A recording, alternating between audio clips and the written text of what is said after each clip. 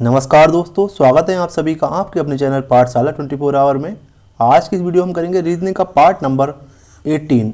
इस वीडियो में total 10 question करेंगे। सभी इस क्वेश्चन को शॉर्ट ट्रिक से करेंगे, कम से कम समय में और सबसे आसान तरीके से। अगर दोस्तों आप हमसे पहले कोई भी क्वेश्चन को सॉल्व कर पाते हैं तो आप हमें कमेंट करके ज़रूर बताइए, क्योंकि दोस्तों इससे पता चलेगा कि आपकी तैयारी किस लेवल की चल रही है। क्वेश्चन नंबर 1 देखिए। क्वेश्चन नंबर 1 क्या बोल रहा है, नीचे दी गई श्रृंखला श्रेणी में प्रश्नवाचक चिन्ह के स्थान पर कौन सी संख्या आएगी। आपको बताना है इस प्रश्नवाचक चिन्ह के स्थान पर कौन सी संख्या आएगी। क्वेश्चन ध्यान से देखिए, क्वेश्चन किसका है, क्वेश्चन है सीरीज का। सीरीज किस तरह से बन रही, देखिए 46 से हो रहा है 56, कब होगा, जब 10 जोड़ेंगे। यहाँ पे हो रहा है 79 से 92, कब होगा, जब यहाँ जोड़ेंगे 13। 92 से 106 कब होगा, जब 14 जोड़ेंगे। ध्यान से देखिए 13 14, तो इससे पहले कितने जोड़ेंगे, आप बोलेंगे 12, और इससे पहले कितने जोड़ेंगे 11। तो 56 से कितने जोड़ा जाए जो आपका आंसर मिल जाए, 56 में 11 जोड़ा जाए तो आपका आंसर मिल जाएगा। 56 में 11 जोड़ेंगे कितना आएगा, आप बोलेंगे 67, यानी 67 हो जाएगा। 56 में 11 जोड़ेंगे और 11 जोड़ने पर 67 हुआ, और 12 इसमें जोड़ा तो कितना हुआ, 7 और 2 9, 6 और 1 7, 79, यानी 79। तो हमारी ये सीरीज सही बन रही है। 10 11 12 13 14 इस तरह से जोड़ रहे हैं तो हमारा आंसर हो गया 67। ऑप्शन डी यहाँ पे सही होगा। समझ आया दोस्तों। क्वेश्चन नंबर 2 की तरफ चलते हैं। क्वेश्चन क्या बोल रहा है, नीचे दिए गए विकल्पों में से संबंधित संख्या को चुनिए। देखिए 123 से हो रहा है 36, उसी प्रकार 201 से क्या होगा ये बताना है आपको। आपके दिमाग में आ रहा होगा कि 36 की मैं मल्टीप्लाई करूँ 3 या 4 से तो हो सकता है आंसर मिल जाए। हम पहले करते 3 से मल्टीप्लाई। 36 की मल्टीप्लाई 3 से की तो कितना आया, 36 तियाँ होता है 108, पर ये तो यहाँ पे 123 दे रखा है, तो हमारा आंसर इस तरीके से नहीं मिल रहा है। अगर 4 से भी करें तो कितना आएगा, 36 की मल्टीप्लाई 4 से भी करें तो कितना आएगा, देखते हैं। 4 संग 24, 4 तियाँ 12, 13 14, 144 आया। तो ये भी इससे बड़ा हो गया, आंसर हमें इससे नहीं मिला। और दूसरी टेक्निक क्या हो सकती है कि बड़े से छोटे की तरफ जाएं। कैसे, देखिए 123 को अगर मैं तोड़ लूँ 1 2 3, 1 + 2 + 3 में जोड़ लूँ तो कितना आएगा, 1 2 3, 3 और 3 6, 6 हो गया। और 6 का स्क्वायर कर दूँ तो मुझे 36 मिल गया। यहाँ पे देखते हैं यही टेक्निक है यहाँ पे फॉलो करने पर आंसर आता है। 221 को तोड़ूँ मैं 2 + 2 + 1 में तो कितना आया, 2 2 4 1 5, 5 का स्क्वायर करता हूँ तो कितना आएगा 25। क्या 25 ऑप्शन में है, बिल्कुल ऑप्शन सी यहाँ पे सही हो गया। समझ आया दोस्तों। क्वेश्चन नंबर 3 देखिए। क्वेश्चन नंबर 3 क्या बोल रहा है, नीचे दी गई आकृति में कितने त्रिभुज हैं। आपको बताना है गिन के कितने त्रिभुज हैं। देखते हैं गिन के, 1 2 3 4, टोटल कितने हो गए 4। अब देखिए 4 तो ये वाले हैं, अब 1 और 2 को मिला के एक बनेगा, 2 और 3 को मिला के बनेगा एक त्रिभुज, 3 और 4 को मिला के बनेगा एक त्रिभुज, और 1 और 4 को भी मिला के बनेगा एक त्रिभुज। तो टोटल 4 ये वाले हो गए। ठीक है, अब देखिए यहाँ पे टोटल 8 हो चुके हैं, और देखिए यहाँ पे एक ये हो रहा है, 2 हो गया, 3 हो गया, 4 हो गया, 5 हो गया, 6 हो गया, 7 हो गया, 8 हो गया, टोटल 8 और मिल गए। तो 4 + 4 + 8 कितना होगा, आप बोलेंगे 16, और यही मेरा आंसर हो जाएगा। टोटल 16 त्रिभुज बनेंगे यहाँ पे। समझ आया दोस्तों। क्वेश्चन नंबर 4 की तरफ बढ़ते हैं। वह विकल्प चुने जो दिए गए शब्दों को तार्किक और सार्थक क्रम में सही ढंग से व्यवस्थित करने का संकेत देता है। देखिए कतरनी दे रखा है, ऊन दे रखा है, बुनना दे रखा है, स्वेटर दे रखा है, भेड़ दे रखा है। कहीं ना कहीं भेड़ की ऊन से स्वेटर बुनने की बात हो रही है, ये तो समझ में आ रहा है। तो सबसे पहले क्या आना चाहिए, सबसे पहले भाई क्या होगा, भेड़ होनी चाहिए। भाई भेड़ हो गई, उसके बाद क्या होगा, या तो कतरनी होगा या फिर ऊन होगा। पर इतना पता है सबसे एंड में हमारा क्या होगा, स्वेटर होगा, ये तो कंफर्म है। ठीक है, तो ये वाले ऑप्शन तो दोनों कट गए। इन दोनों में दे रखा है ए और सी में 5 यहाँ पे और 4 यहाँ पे एंड में। अब देखिए दूसरा ए होगा, ये दूसरा होगा ए, कंफर्म, क्योंकि दोनों में सेम दे रखा है एक। अब देखिए 2 3 में से क्या आएगा, आपको भेड़ मिली, भेड़ से आपने कतरने की, किसकी, ऊन की। अब ऊन मिल गई 2 नंबर पे। ऊन मिलने के बाद क्या करेंगे, आप बुनने वाला काम करेंगे, बुनने के बाद स्वेटर मिल जाएगा। तो 51 23 4 किस में मिल रहा है, 51 23 4 मिल रहा है आपका ऑप्शन ए में। तो ऑप्शन ए यहाँ पे सही हो गया। समझ आया दोस्तों। क्वेश्चन नंबर 5 देखते हैं क्या बोल रहा है क्वेश्चन में। निम्नलिखित संख्याओं के अनुक्रम में कितने 7 के ठीक पहले 6 है लेकिन 8 नहीं। कहने मतलब क्या है, 7 के ठीक पहले 6 तो है पर 8 नहीं होना चाहिए। ये पेयर देखने हैं आपको इस तरह के। सबसे पहले तो हम 7 ढूंढिए।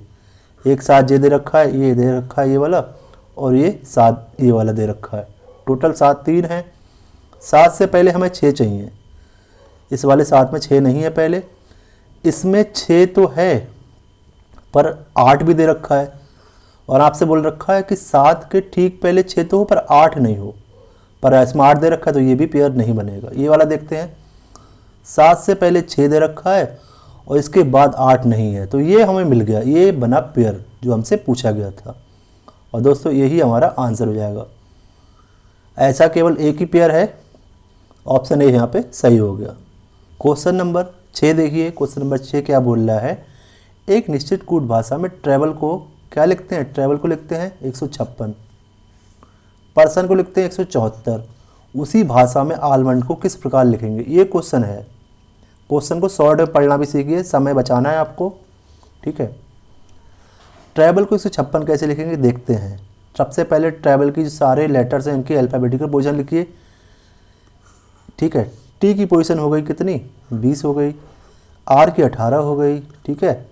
ए की पोजीशन 1 हो गई, बी की 22 हो गई, ई की 5 हो गई, और एल की कितनी हो गई, 12। सबको जोड़िए, 20 और 18 कितना हो गया, 38। 38 में एक जोड़ा 39 हो गया, ठीक है। 22 और 5 27, 27 में 12 जोड़ेंगे, अगेन कितना हो जाएगा, 39। दोनों को जोड़ा तो कितना आया, 78। 78 का दुगना कर दीजिए, कितना होता है, आप बोलेंगे 156। हुआ क्या, सारे लेटर के अल्फ़ाबेटिकल पोजीशन लिखी और उनको जोड़ा, उसका दुगना किया, तो हमें आंसर मिला। पहले तो ये हम देखेंगे चेक करके कि पर्सन भी सेटिस्फाई कर रहा है, देखते हैं।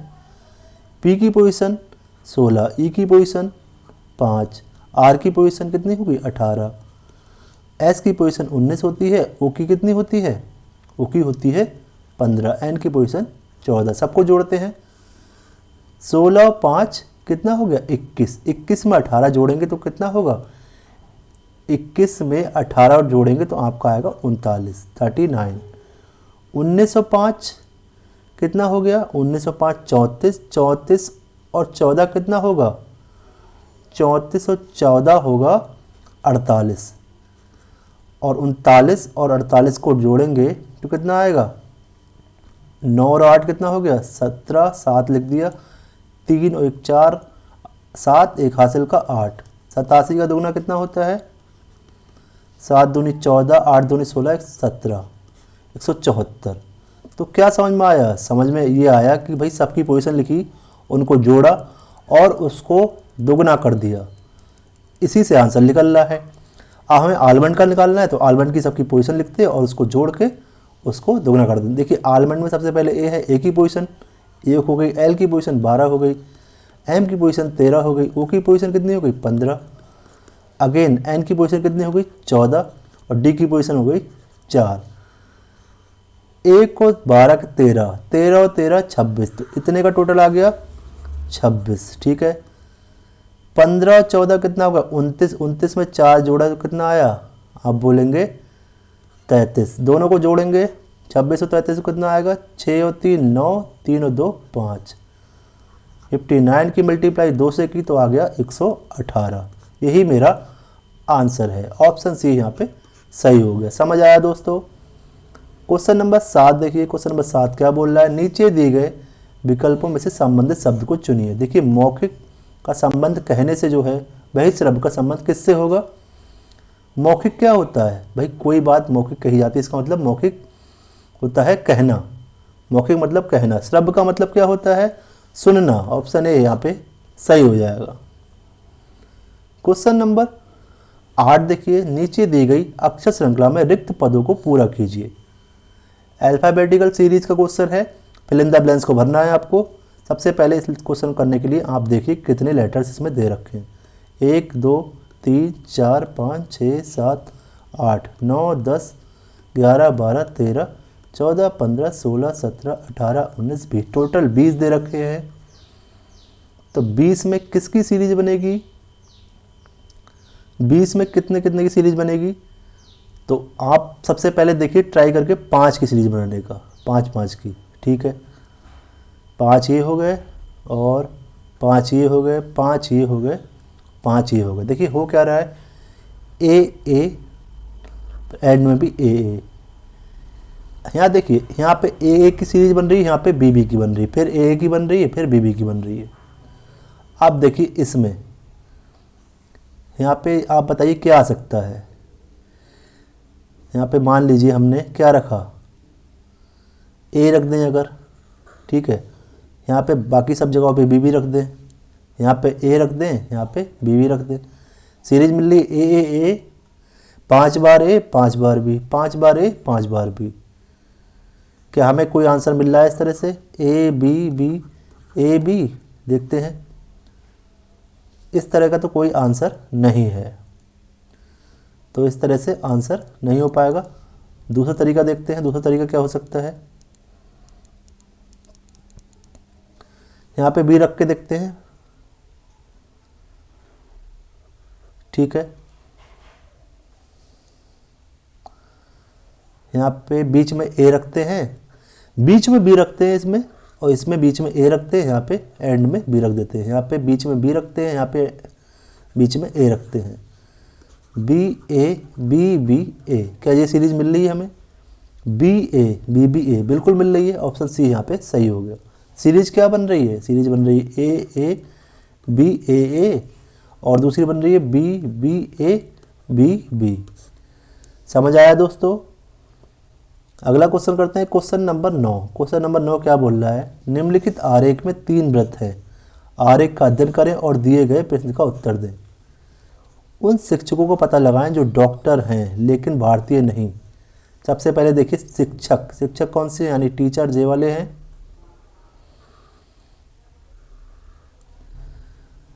उन शिक्षकों को पता लगाएं जो डॉक्टर हैं। कौन से शिक्षक डॉक्टर हैं? ये वाले 3 और 4, पर एक शर्त लगा रखी, लेकिन भारतीय नहीं। पर जो ये है 3, ये तो भारतीय है, तो ये कट जाएगा, तो बचेगा क्या, केवल 4 बचेगा। ऑप्शन सी यहाँ पे सही हो जाएगा। क्वेश्चन नंबर 10 देखिए, 2 बिंदुओं वाले फलक के सामने वाले फलक पर कितने बिंदु होंगे? एक घन की 4 स्थिति दिखा रखी है, आपसे पूछा गया है 2 के अपोजिट क्या होगा, ठीक है, ये पूछा गया है आपसे। सबसे पहले आप देखिए पहले और दूसरे में आप देखिए कि कोई भी एक कॉमन है, इसमें 5 दे रखा है, इसमें 5 दे रखा है, तो ये तो कॉमन हो गए 5। हमें एक अगर कॉमन हो, केवल एक ही नंबर अगर कॉमन हो 2 क्यूब में, तो हम 2 ही क्यूब से आंसर निकाल सकते हैं। कैसे? देखिए जो कॉमन दे रखा है उनको एक दूसरे के अपोजिट लिख लीजिए। उसके बाद क्लॉकवाइज चलिए, 5 के बाद 3 आया, फिर 2 आया, 5 के बाद यहाँ भी 3 आया और 2 लिख दिया हमने। फिर देखिए यहाँ पे 5 के बाद इसमें क्या आया, 4, फिर इसमें 6 आया, 4 आया, 6 आया। अब देखिए पूछा क्या गया था हमसे, 2 बिंदु, 2 के विपरीत क्या होगा, 6 होगा। यही मेरा आंसर है। इन घनों की ज़रूरत नहीं है, केवल 2 घन से ही आंसर निकल आएगा।